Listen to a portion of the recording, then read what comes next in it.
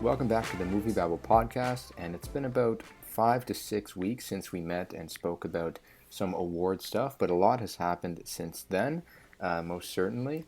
Just want to welcome back the awards crew, and we got Nick. How's it going? Brennan, good to see you, sir. Apologize if I say anything weird, just got vaxxed, so I'm out of it a little bit, but, you know, that's what we need. Nick's boosted up. He's ready to take on Gabriel. Oh, don't already start him, dude. This is great. Man. I love it. Oh, boy. Off to a great start. And Sophia is back on with us as well. How's it going? I'm great. Excited to be here. Ready to talk about the missing, Malignant, Clifford the Big Red Dog, Old, all of those movies that weren't on the shortlist. That's what I'm talking about. And Jonathan, how you doing? I just recorded my December predictions. I saw John Wick 4 got delayed. Critics' Choice Awards got canceled. So I'm doing fantastic, man. Man, oh man. COVID is genuinely the gift that won't stop beating us over the head. It keeps going, man. Mm-hmm. It feels, the last few weeks have felt like March 2020 again, in my opinion. It's been like the flashbacks are real for sure. Yeah, I have like PTSD, dude. Yeah, I mean, don't want to get all depressing here, but things are starting to move. Things are starting to get canceled or delayed, and hopefully it's just, something that maybe boosters can help out with, or something that's, a short little wave. It's not looking great. But let's talk about stuff that may be better than that. Maybe not, though. Who knows? It's a toss-up. Depends where you start. Yeah, okay. Yeah, we're going to get into, obviously the last few weeks have been very big in terms of changing the race for the Oscars, as we've had the Critics' Choice nominations, the Golden Globe nominations, and obviously our Oscar shortlists dropped. Was that today or was that yesterday? That was yesterday. Yeah. As we're recording this, yes. First things first, let's jump into that Critics' Choice Golden Globe Day, because they dropped on the same day. And I think we'll start out here with the Golden Globes, because I think they weren't all that bad. They weren't, I don't find them super interesting this year, the nominations, but it definitely read like a body that's trying to gain some respect back, in my opinion. A lot of the nominees felt pretty, standard in terms of who's kind of been up there on the odds. There were a few cool standouts for me, but yeah, for me it just read like a body that's trying to get some respect back, especially just with how poorly people see them. Sophia, what do you think about the Globe nominations? Yeah, I was pretty shocked that they didn't throw us any big surprises. Right? Like if you just look at drama and musical comedy, like those Best Picture categories, these were pretty expected to me. And I was excited to see Coda show up in drama. That was a pretty hard category, I think, for that movie to crack, but it made it in there. And I think the weirdest movie that's on this list is Don't Look Up, but I was kind of expecting that to be there. I thought we were going to get Dear Evan Hansen. We might get something like Simon Helberg in supporting actor. We might get Ansel Elgort in actor. Like, I was prepared for this group to say, all of these things, to tell us they were doing better, and then to give us nominees that were really bad. Simon Helberg, I will say that would just be a weird one, but I would be excited about. But there weren't any really weird picks here. I think the only one that really shocked me was Mahershala Ali for Swan Song, getting in there, but he of course is also an awards magnet, so I think overall, I was surprised that they were pretty safe and like very standard. Not what I was expecting this group to do. Yeah, Nick, are you upset with some movies that you wanted to show up that didn't land there? I'm amazed there's no Jared Leto and House of Gucci. Truly shocked. Mm-hmm. Yeah. But here's my Galaxy Brain take. Did we always secretly like the chaos of the Golden Globes, and now that they're like reasonable, it's just not fun? Because I feel like that's kind of how I feel after being on every single Oscar podcast on this feed, just being like, the Globes are hilariously bad. But now I kind of miss the chaotic energy. So I feel torn.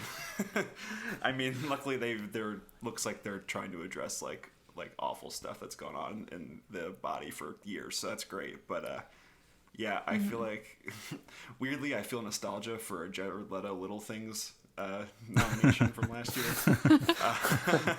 Because it's just weird. It's fun to talk about. I can make my hot takes and do all the things. But yeah, this is it's pretty by the numbers. So I guess good on them? Question mark. Yeah.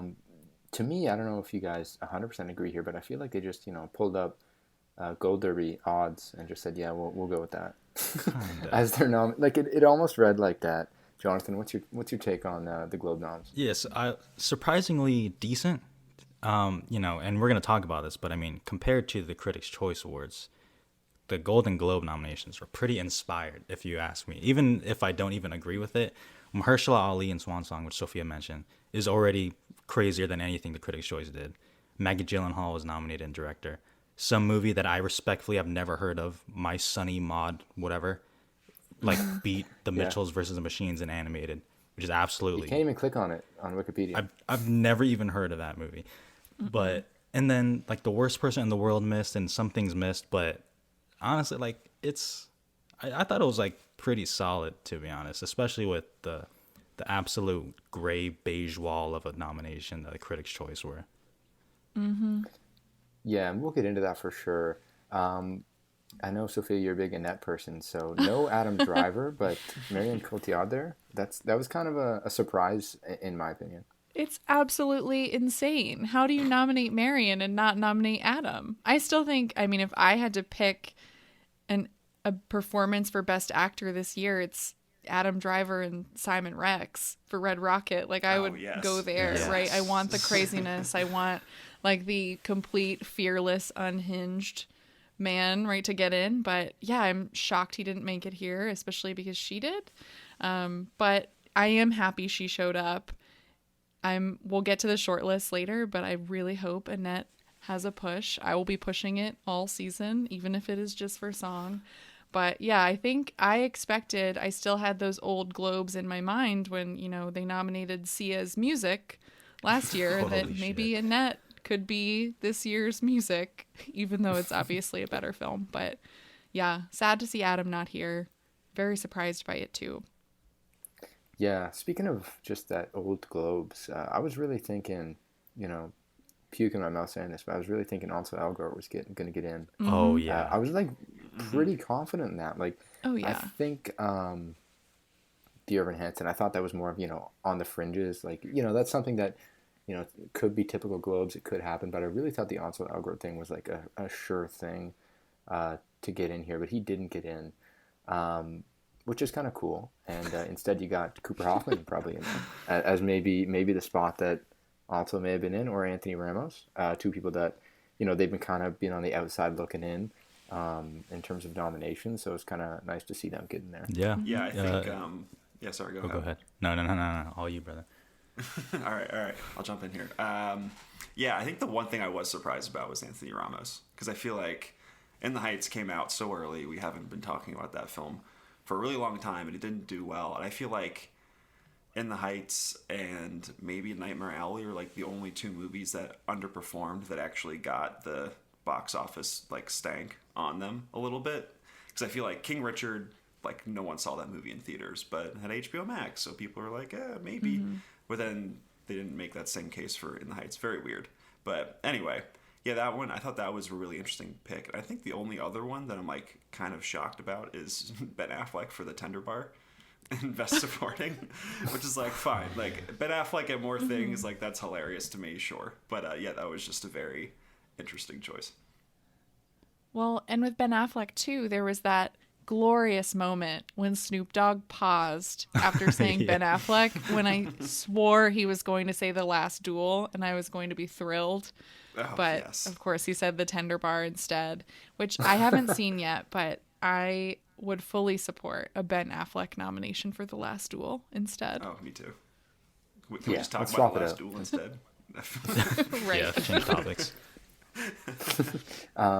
Yeah, speaking of Snoop, loved his pronunciation of Denis Villeneuve's last name there. Oh yeah, like Dennis Villeneuve or something like that. Yeah, that shit was awesome. Yeah, what was up with Snoop Dogg doing the nominations? That was kind of surprising. Like he'll do anything, I guess. I've seen him in a million commercials, and yeah, I don't know. I guess he'll jump in. I respect the anywhere. grind. Yeah. He's got his wine. He's got his wine label too. He's into NFTs. Yeah. He's just everywhere, I guess. Yeah. Yeah. I think my favorite thing that he did, I was really excited that The Power of the Dog, which is my favorite movie of the year, showed up in so many places. I was afraid it was just going to kind of be a critics thing, but Snoop was ready to just say the power of the hold the pause dog. So good.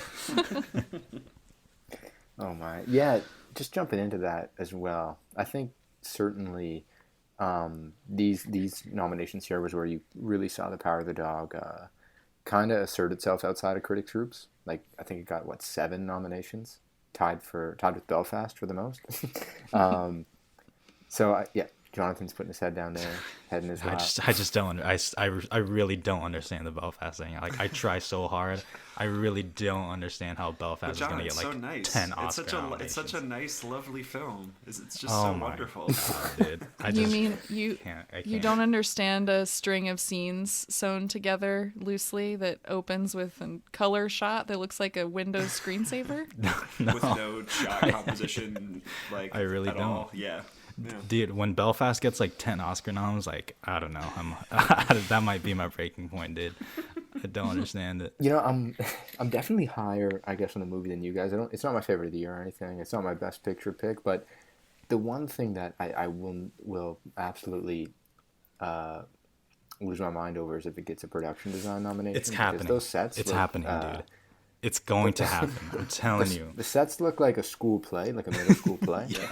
Like they look like one side is like this house, one side's the other, and they flip it around like it's thin cardboard sets. God, like dude. I think that's part of the design in a way, because it's like a memory produced through art that Kenneth Branagh's going for. Yeah. I don't think it's very good. I just think that's what I think you're giving him I don't know. you're giving him a bit too much credit. I think. I was gonna say that's being really kind. Yeah, that is very cool. Yeah. Should I do my Belfast rant now? Please do. I will add on afterwards. Okay, just give me 30 seconds. I'll be really quick. Okay, I've gotten a lot of comments of people saying, it's not that you don't like Belfast. It's that you hate it's like the front run for the Oscars. Is that supposed to be like a gotcha moment, motherfucker? Like, yeah, that's correct, right? If Black Widow to me is so mid. It's okay. It's enjoyable, I guess. You won't hear me talk crap about it at all because it just doesn't exist anymore. It just came out and it went away. If Black Widow was the Oscar frontrunner and could get like 10 nominations, you bet your ass I'd be talking shit about it. The Belfast thing, I don't understand that in the comments or on Twitter when people are like, you just hate the Oscar frontrunner status. It's like, yeah, you're right. You got me, I guess. Dumbass motherfucker. Okay, yep, that's my Belfast. Belfast doesn't make sense. It's not good. There you go. That's my rant. Thank you. I think it'll I think it would have worked better as a play. Like I think this could really turn into a niche play that Kenneth a bunch of like Branagh, Yeah. self-proclaimed Shakespeare guy, basically. Yeah, So. that's true. I think this could turn into like a niche play where like Irish immigrants just flock to it anytime it comes to town. Sure. The sets are there. They could just use those sets. Yeah, that's right. Like they could just pick that up and move it over for the play because they look like you could blow them over. Yeah. I mean, this is the part that like terrifies me about talking about award season, because it's right. We get these very, very average movies that normally I'd be like, if Belfast came out in March, I would watch it, not think of it ever again, and say, oh, Jamie Dornan's delightful, and Katrina Balfe is just also lovely, and then move on with my life. But they're prepackaged as like a thing that matters, and they just don't very much. And then now we're here and we have to talk about it because I got 11 nominations. So here we are. Yeah. I mean, that's exactly the thing, right? It's like when I first saw Belfast, I was like, I'm going to try completely try to remove any expectations I have of it because I've heard all of this buzz of, it being the People's Choice winner at TIFF and everything like that. And I enjoyed it just fine. Just pretending it was, a movie that people go to at like 11 a.m. on a Sunday. Like it just felt like that kind of movie. And I had a nice time. I loved the Jamie Dornan singing Everlasting Love, even though that was the same length, basically, as the clip on Twitter going around of it. But yeah, I think once you add the awards dimension to it, I think we have to critique that. It's important, I think, to keep in mind too, right? Like, Best Picture rarely goes to the best film of the year. Yeah, 100%. It rarely happens, but it is frustrating when I think you're like, wait, really? In a year where we have a movie like Dune that brought people back to theaters that's really well made, or a movie like The Power of the Dog that seems to be uniting critics and audiences, and then you just have this. It's just boring. Yeah. Yeah, no, I think you guys got it. Another Golden Globes moment here that I did predict, but I wasn't 100% certain on, was Coda getting in for drama, Best Picture drama, which I think now really is a sign, because it has seen a resurgence since it came out in August. I feel like Apple's run a pretty strong campaign, and seeing it here, I think, and obviously we'll get into it, but at the Critics' Choice too, I think it looks like it's a thing, and it will probably land in the 10 pretty safely, maybe. Yeah, I would say so. Yeah, I'm waiting on the guilds though. Yeah, I think you're seeing critics come around on it still, and it shows up at the Globes. But I think it'll be interesting to see if it lands at any of the guilds over the next few weeks and months.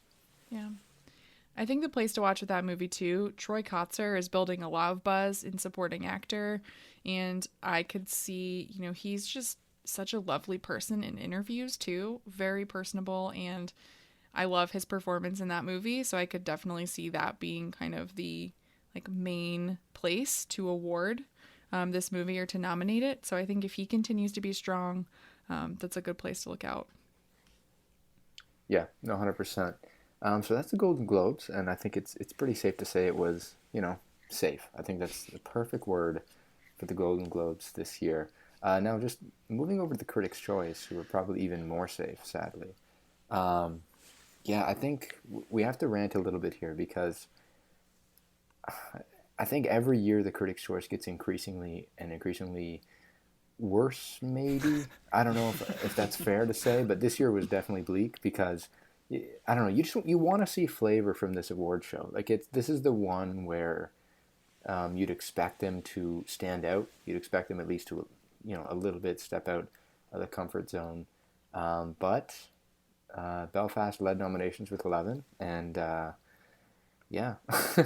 what's your guys' take here on the Critics' Choice and a lot of the backlash it's received in the days following its nominations? I mean, you kind of said, I just don't understand what is the point of the Critics' Choice Awards, dude? What is the point? The purpose of these critics groups and these small circles is they at least can narrow the field, or send a lifeboat to help out some of these movies that may be lacking in campaign or exposure. So what is the point of just predicting the Oscars? I don't think everyone does that, obviously, but as a collective group, that's always what happens, and I just don't get it, because so many movies that I hear about from critics nonstop just don't show up, and the movies that get panned a lot by critics just show up here. Whatever you think about Don't Look Up has a 50% on Rotten Tomatoes, and it just shows up everywhere here. Titan is nowhere to be found. Mass, yes, come on, movies that everyone is like, oh my gosh, I hope this shows up here. Motherfucker, okay, then do it. What is going on? It's just the original screenplay. It's the critics. Everything. You're right. It's the critics that are crying about some of these movies, or that are complaining about some of these movies not, making it to the Oscars, and then they don't show up at their own award show. Titan's the one that I'd say, this was probably the death of that movie's chances, the Critics' Choice nomination, because, the Globes came out a couple hours before, and it wasn't there, and I was like, it's not there, but it's going to get Critics' Choice. It's going to. Mm-hmm. And then it just didn't. That's a blow, especially because that's probably I know Drive My Car has really surged in the last few weeks, and Flea has been talked about all season, but Titan was probably the it movie of the year in terms of critics, I think, when talking about just international features. Worst Person in the World has kind of been there for a while as well, but I don't know, Titan made such a splash when it first came out that for it not to be the Critics' Choice Awards, I don't know. It's incredibly, I don't know if frustrating is the word, but it's baffling, I'll say. I can kind of get it, because Titane's about a serial killer who then meets up with someone who may or may not have like sexually abused their other child. So it's like a really tough movie with really tough characters, and I can see how alienating it is, but at the same time, this one it can, like, this was everywhere. I don't know. Maybe, I mean, Neon has so many movies that are up for, like, I guess, in discussion for a lot of things. So maybe, like, a lot of, like, the buzz for that got shifted to Worst Person in the World or Flea or any of the other movies that they own. But yeah, it's very surprising. I just, shout out to, I guess, me losing in that category from our draft, because I just came out and chose that one. I was really excited about it. I was like, I got to be true to me and do what I like, even though it'll probably fail. And yeah, it looks like it's failing. So can't wait to be last. Well, yeah, I mean, these should just be called the Gold Derby Choice Awards. Like, I just I don't know what else. Like, this is just, it's really upsetting, right? When you see critics groups all year, like you guys were saying, advocating for particular performances. Like, where's Anders Danielson Lee from The Worst Person in the World? Like, where are the performances from these international features that people are talking about? Like, those performances, like, need that kind of boost in a place like this. And ideally, this is where it happens. I also am noticing that a lot of these titles are the movies that I saw a lot of press packages posted on Twitter and Instagram from. Go off. Like, different, I saw a nauseating one for Belfast with a, like, fake, what looked like a fake handwritten letter from Jude Hill to a Critics' Choice Awards member. Oh, God. So it's like, I think the campaigning is a huge deal here, and it's sad that it was that way, I think, for this group, because, yeah, that's really what I'm seeing. It's just, there's no originality. And obviously, I'm not saying that every member of this group votes like this. Like, there has to be some variety in there. But when nominations like this come through, I mean, really, this group goes for Jared Leto and House of Gucci and not the Hollywood Foreign Press? Right. What? I think not. Like, I don't understand it, because I think the only nomination where I thought to myself, okay, this is cool, Nicolas Cage for Pig. That's the only one. Yeah. And I liked some of the movies nominated, just they weren't surprising. Okay.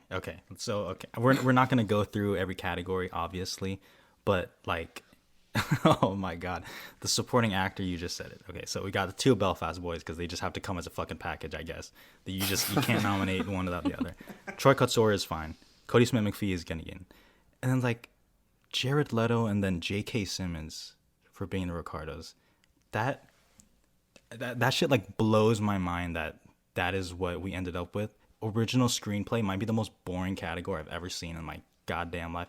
Licorice Pizza is good. Then you have King Richard, Belfast, Don't Look Up, and Being the Ricardos. That shit makes me want to throw up.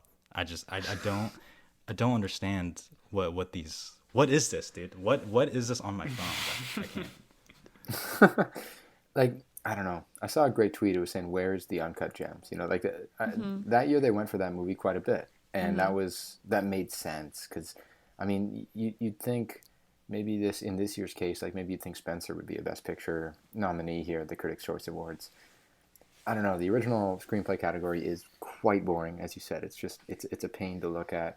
And I did watch Being the Ricardos yesterday. I did actually like the last two directorial outings from Sorkin, but I just didn't like this movie much. But J.K. Simmons, nominating him, like, what's going on? I thought Being the Ricardos is fine. Like, and I'm a huge Sorkin guy. I'm huge, like, but I don't know. Like, even for screenplay, like, the only inspired choice that Critics' Choice made, besides Nicolas Cage, which he said, was like Ann Dowd and Mass, and like, and then the rest is like just Gold Derby. I don't know. It's upsetting. Even Rita Moreno got in, which, I mean, I saw West Side Story. I think we've all seen it. Nick? Yeah, no, we saw it. We had an entire podcast about it, buddy. We did. It's been a long week. Anyways, I thought she would get in more so with the Globes, because I mean I watched the movie and don't want to hate on her. She's a legend and she's great in the movie, but I don't think she did a ton in the movie to get a Critics' Choice nomination. Like it feels like something that's like a nomination that's done by the Globes or maybe even SAG or the Oscars. Yeah. More guild type thing, but critics, I don't know. It was quite surprising to me.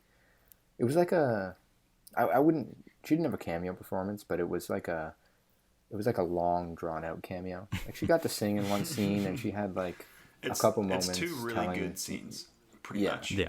Yeah. And she's great in it, but yeah, I agree. It's an interesting one.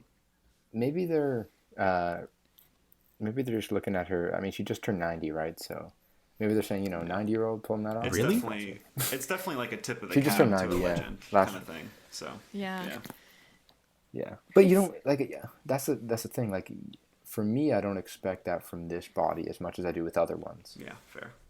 Yeah, even because Pig I thought was a fun choice in actor, but there's always like an At Attorney's Gate for Willem Dafoe, or like one of those where it's Antonio Banderas in what was the really good Almodovar movie he was in? Pain and Glory. Pain and Glory, right. yeah. You always have one of those that come in. And that's why I thought it was like maybe that's the Annette, like Adam Driver Annette. I was kind of with you in that one, Sophia, but I don't know. I maybe we're just in for like an all-time boring awards race, so we'll just be on here figuring out something else to talk about in a few weeks. I don't know. Yeah, part of me almost wonders, like, Licorice Pizza and The Power of the Dog, which I love both of those.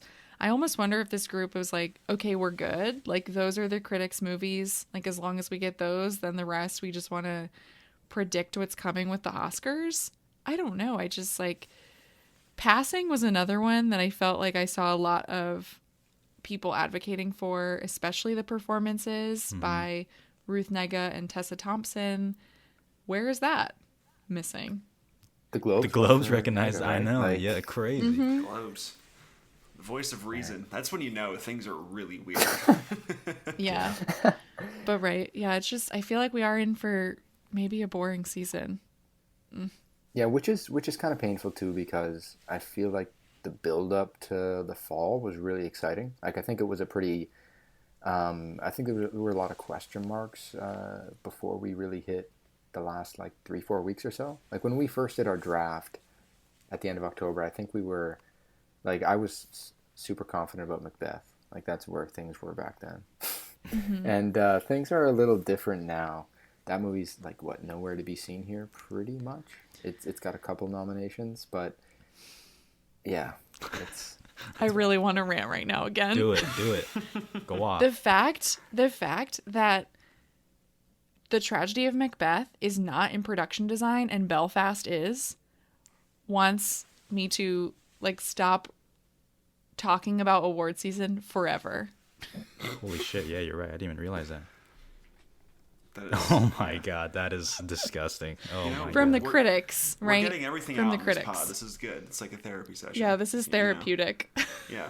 Well, Yeah. the thing I'm thinking about too is like, I'm curious. I mean, I'm sure this will be a long running conversation until the Oscar like ratings come out. But I don't think anyone's like basically seen a lot of these movies, right? Because you've seen Belfast. You have Belfast, which I guess old people have seen, and film people at film festivals. Coda, which was a Sundance darling, but it's on Apple TV Plus, so you don't really know if people are watching that. Don't Look Up. It's going to come out. Maybe that's a lightning rod. We'll see.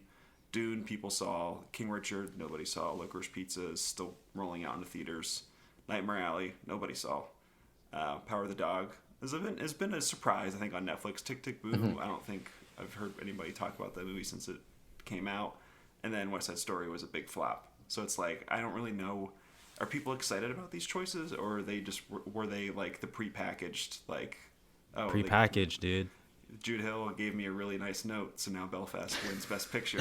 Or Netflix sent me a massive book that, so now the Power of the Dog is it. Like, I don't know. It doesn't seem like there's like any passion to any of this. I don't know.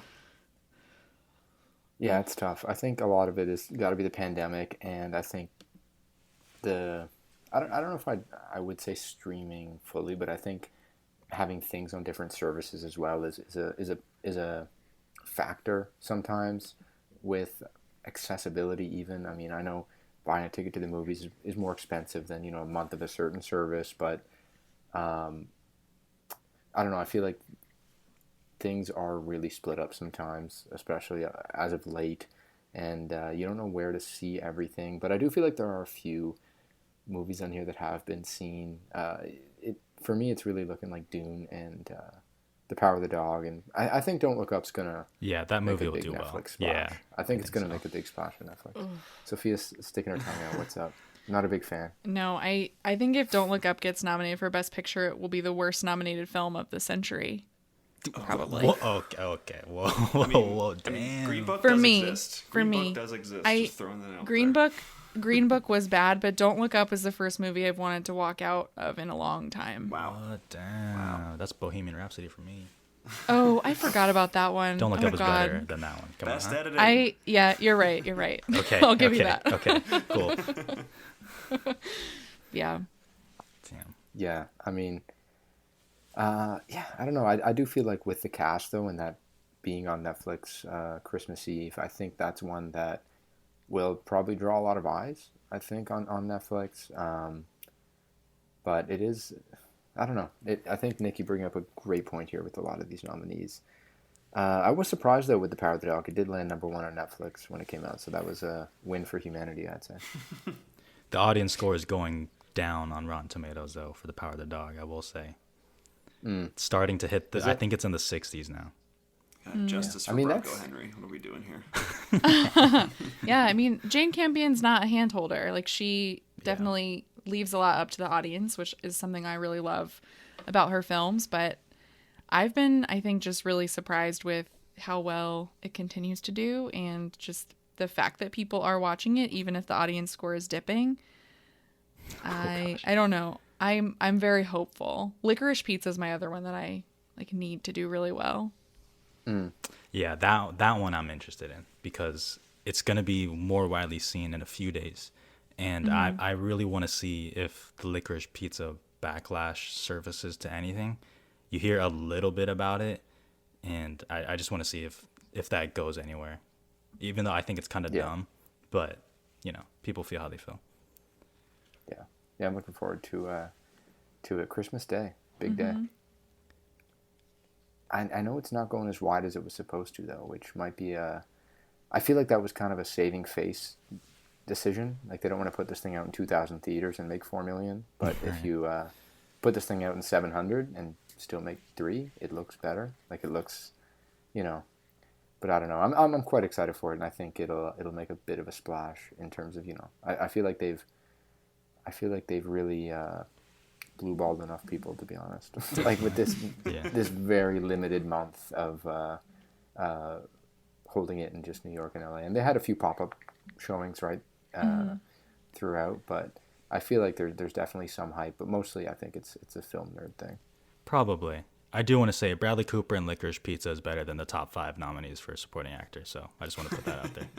100%. Like, he should win this year. And Critics Choice, like, that's the place where I also thought he would show up. I was really hopeful, like, they can go for him, right? Like, and I feel like a supporting performance should be a scene stealer. We don't need these category frauded performances to get in all the time. Like, celebrate Bradley Cooper in Licorice Pizza, so good. not Nightmare Alley. He's so good in Licorice Pizza. It's unbelievable. Just unhinged for like 10 minutes. Uh-huh. I think we got to nominate supporting roles in the supporting actor and actress category. Hot take. Right? Like, Yeah. That's the Critics' Choice, though. Let's kind of get that away, and let's move on to the Oscar shortlist. And let's just open it up with, I guess, even more nails in the coffin, because Titan officially did not make the shortlist, which it does suck. But the other movie that I think we are now seeing start to really soar is Drive My Car, and who thinks that could go all the way? Anyone think that could be our winner? For international? Mm-hmm. Oh, yeah. Yeah, you could do that. No, best picture. Best picture. I mean, maybe I've seen some people predict it in the 10 for best picture now. I mean, I don't know. I was trying to watch it earlier today because I have the screening like in my inbox. I've just been lazy because it's 3 hours. So Me too. I'm a little nervous about it just because it is still 3 hours. So I can still see a world where people find it boring and then it misses out. At the same time, I think it has like the highest ceiling just because, I mean, it's doing well in the critics, and I guess it's conceivable that it gets in that 10th slot and like adapted screenplay or something like that. But Drive My Car seems to be surging at the right time. I just don't know how well they're campaigning it. Yeah, I think it's Flea is the front runner personally, because I always look out for those movies that do international and also are go into documentary as well, and it's in there in both. So I think that signals that they do really like it.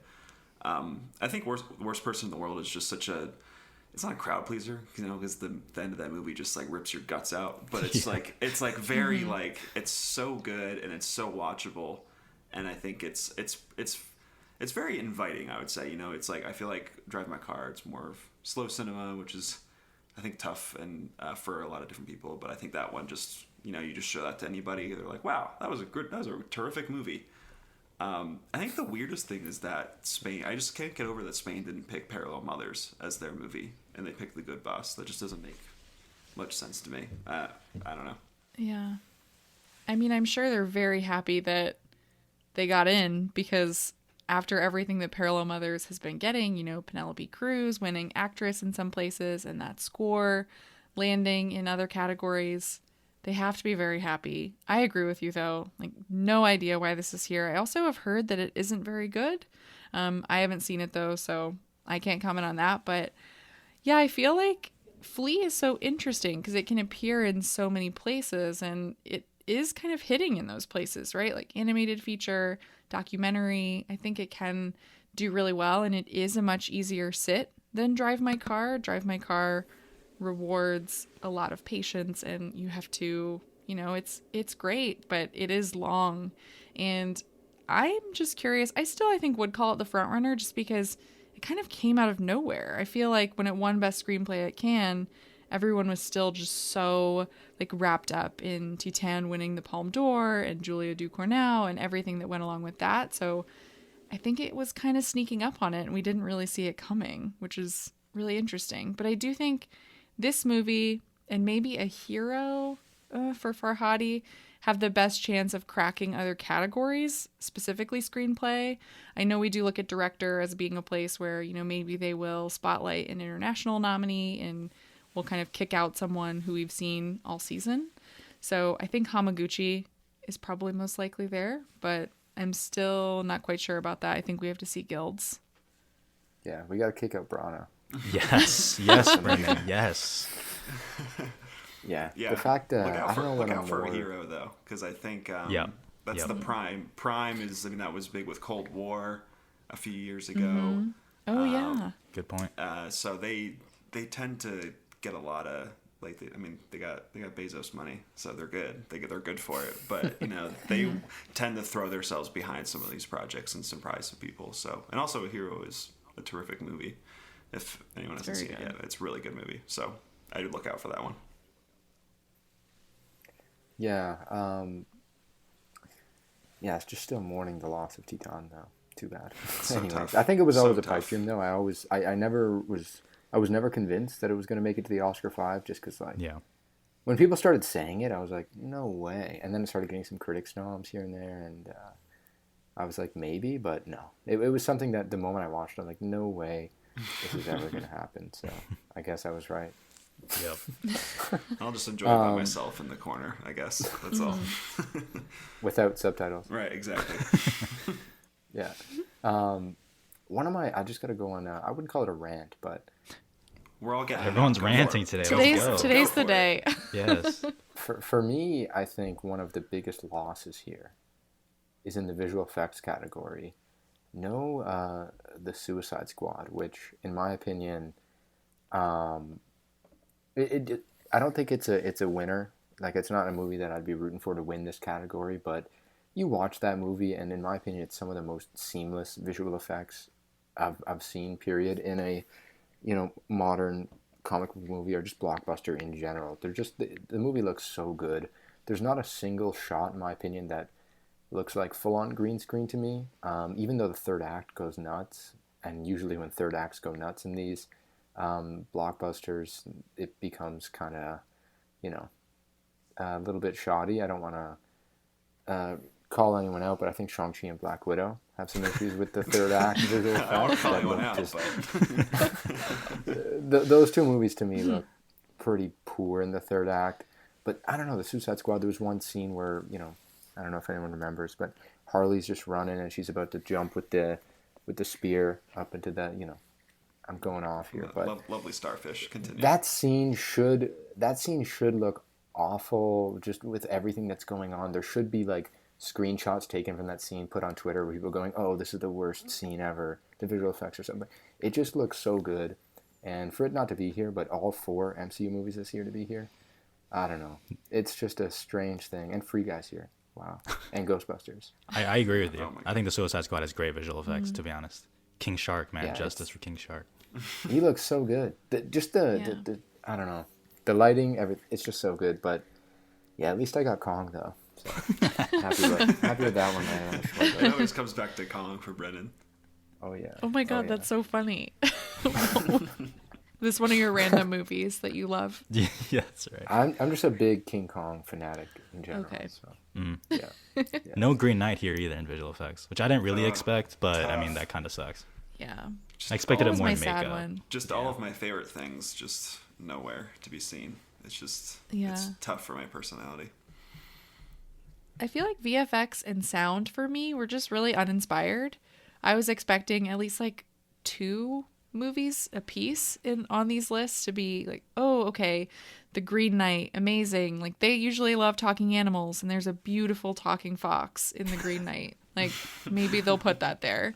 So I was hoping to see some differences, but it does really feel like, okay, we're really going for like all of these big franchises here. Black Widow was the hardest one, I think, for me to deal with on VFX. And then sound, same deal. I was really excited to see the power of the dog there. This is always interesting too with like the sound editing crossover that we usually get, where like usually the sound winner and the editing winner will match up, or sometimes the nominees will be pretty close. So this can kind of give us a clue with where they might be going there too. But yeah, also very standard. I think the one that surprised me here was Last Night in Soho, which has, despite me not liking the movie very much, phenomenal editing. Yeah, I agree, 100%. Did Belfast get sound? It did, right? Sure did. Yeah. Of course. Love it. The Green Knight did land, though, in... I don't think it's going to get nominated, but it did land in the score shortlist here, so... I think that's cool. I love the Green Knight score. It should have got makeup. Kind of goes hard. I don't know why it's not in makeup, dude. Yeah, that too. Because they're not fun. That's why. It's a pain. Let's go to song, though, because I think that's a fun one. I think Sophia's happy about. So maybe we start. So that did get there. So that's a big win. That's a big win for all the net stands. It really is. And it's the perfect way to open the Oscars. Like, just open absolutely. It with So May We Start. So all of them walking in, have Baby Annette there, just like floating above the audience. Like if they want viewers, let's get creative here. But yeah, this is a funny category. I was so excited to see Annette, and then the shock just kept going as I went down the list. I mean, seeing Cinderella here was really surprising. But the sheer star power on this list is just beyond, right? You have Beyonce, Jay-Z, Billie Eilish, SZA, Her. I mean, it's out of control. There's so many familiar people here. Not as many Lin-Manuel Mirandas as I thought there was. Let's go. That might also be a win, but I was really thinking this year it'd be like No Time to Die and like 4 Lin-Manuel Miranda songs, but doesn't look like it. Like I think only 1 maybe got in. I think just Encanto. I think just that, because I was really thinking at least another one would get in there, but no, doesn't look like it. No Time to Die though did land in a bunch of different places. Mm-hmm. So does anyone think that movie might splash a little bit more than just the song category? I've always had it for sound. Yeah. And it made visual effects, so I mean that one seems pretty feasible now that I'm thinking about it, to be honest. It showed up in a lot of places. I do think this is like the perfect snapshot of categories to make you think No Time to Die is a really big deal. It even got into hair and makeup for Rami Malek, which is just funny. Like, he continues to haunt the Oscars for me. as his character, Lucifer Satan. Right? Best name ever. So good. Yeah, I think No Time to Die, it's a big deal. I'm curious to see how it performs at BAFTA, like being the end to Daniel Craig's Bond journey. I think it'll be cool to see what happens there. But yeah, I think it has potential to show up in quite a few categories. I would definitely say strongest would be song and sound, though. Yeah, I agree 100%. It could pull a Jingle Jangle. If you guys remember last year. Jingle Jangle. It got like 6 shortlists. Oh last year, yeah, and it got nothing. Mm-hmm. Yeah, that's a good memory. It got like the makeup. It got into a couple songs. I think it got at least another. I think it got 5 or 6, and it got nothing on Oscar day. So wow. It could be. We're nostalgic for Jingle Jangle, guys. It's looking bleak. Oh man. But just kind of wanted to end off the Oscar shortlist talk on something that, a little bit fun. So Spider-Man No Way Home, I think I expected a visual effects shortlist, but it also crept out into the sound category. And then I saw at least 2 pundits, awards pundits on Twitter, mentioning maybe this is sneaking into the 10th slot at the Oscars. And I don't know who wants to take the floor, but I just wanted to throw that out there and see what happens. Just throw the grenade and back away. Yeah. Honestly, just do it. After the rundown that I looked at before, it kind of like the Oscars kind of needs a movie like No Way Home, which seems like it's the only movie that people are excited about. And we can talk about if that's good for movies or not. Probably not. But hey, I think they do need, like, ratings are always going to be a thing with the Oscars. They need eyeballs, and I think this would be one of the few movies that actually gets people to tune in to see what happens. So, is it going to be the 10th? I don't think so. They'll probably give a second one to Belfast. But I think they need it. I think they desperately need this to be in play. Oh, that was a cruel joke, man. That actually caught me off guard.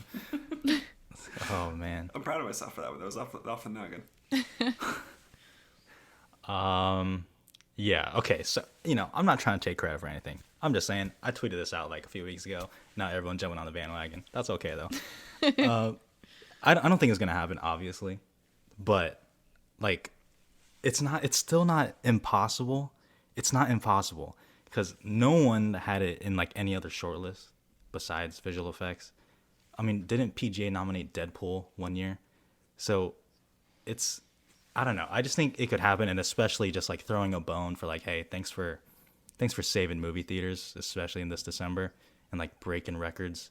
And as Nick said, I think we are headed towards like another disastrous Oscar race, and No Way Home would certainly salvage some of the poor viewership that we are bound to expect.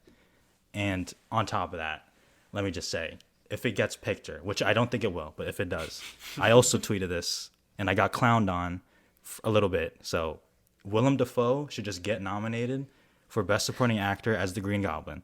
Because he is legitimately better than like 2/3 of the potential fucking nominees. I got so many replies. I was like, you're absurd. That's crazy. This is how I know you don't watch a lot of movies. Bro, fuck you. You can keep your Belfast Boys. You can keep all that. I'm going to have my Green Goblin. So that's my rant there. They should do it. Okay, wow. Now I really actually need to see this movie because I am like always in Willem Dafoe's corner. So I feel like that is something I would support. You got. Why is Joker the only comic book hero or character, not hero, Jesus Christ, not hero, that can like get nominated and win an Oscar? Like, why not the Green Goblin, dude? It's Willem Dafoe just cooking on camera, kicking Tom Holland's ass, bro. He's the best part of the movie. They should do it. Yeah, so it's funny because I guess where I am right now is like after looking at the short list, I was kind of thinking of No Time to Die being like that big movie possibility to sneak into the 10th spot, just because I do think, at least in the Academy's eyes, like Bond is a more respectable property than like, any MCU fare, and they usually don't like the MCU movies.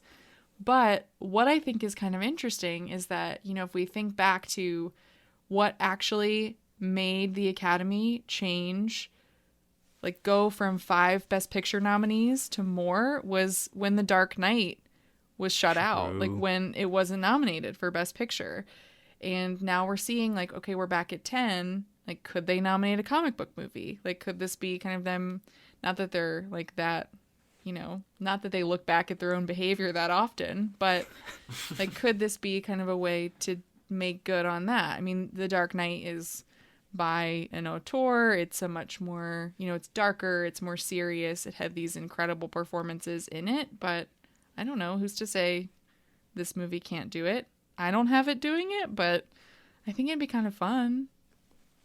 I don't care. I feel like, I don't know, I feel like there's some good points made all around the table here, but I think if Endgame didn't do it, this won't, because I feel like they actually did make a little bit of a push with Endgame. Like, I remember the FYC was actually, it was a thing. Like, they were really actually trying to promote that. The consideration for Endgame is hilarious.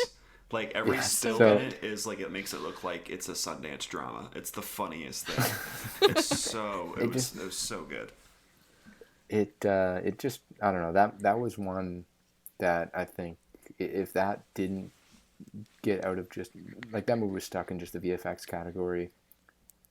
If that didn't do it, I don't think this will. I mean, because I feel like that was, Endgame was like in the year of like the best movies though, and there wasn't a pandemic for it, a narrative that like it saved stuff. I agree with you. Like, I still don't think this is gonna happen at all, but you know, Endgame went up against a lot of shit. Yeah, that's a great point. Yeah, I think that's a good point. There's definitely some good arguments. I think it'll be fun to see what happens, but my guess is that nothing will. But it'd be cool. Willem Dafoe. Make it happen. Make it happen. I'm telling you, make it happen. Yeah. I do kind of also think like Dune is there, right? So if they do want to go with a big, well-made movie that people want to see that is kind of different from what they normally go for, they can put it all on Dune instead. Yeah, whole whopping 40 million opening. Crazy. Wow. It's big in the. It's a solid opening. It's big in my world. It's solid. Yeah. I'm cool with that opening, but you know, 260 is insane. Yeah. No, oh my god. This is correct. Omicron is like putting up Wilt Chamberlain numbers right now, and Spider-Man just did 260 million. So like, that's insane. If this movie came out, no, seriously, people would walk through like burning coals. Like, if this movie dropped, like, I don't know, if it came out on Mars, the planet Mars, I think you'd see it still open to a lot of money. I'd be there opening night, dude. Yeah, people would find a way. They'd jump on Bezos' ship and hang on for dear life and watch it. Absolutely. Yeah, it's that type of movie. But with that, let's just do a quick rundown of our leaderboards, because we have not done that. So this is just counting, because it's pretty early. We just are counting the Golden Globes and Critics' Choice so far with the point totals here. But Nick is sitting at the bottom with 34 points. Right above him, a whopping 1 point higher, is myself with 35. Sophia has 38. And Jonathan leads the table with 54 after the first two nominations. Go. I'm telling you, see, y'all should just pick West Side Story, but y'all want to be good people. I took it. Let's go, Dubs. I feel bad. I don't even remember who's on my team because I actually like that movie. Like, I saw it, and I was like, "Oh damn, Spielberg, you did it!" But before in the last pod, I was just like, "This is like the worst thing to ever happen to cinema."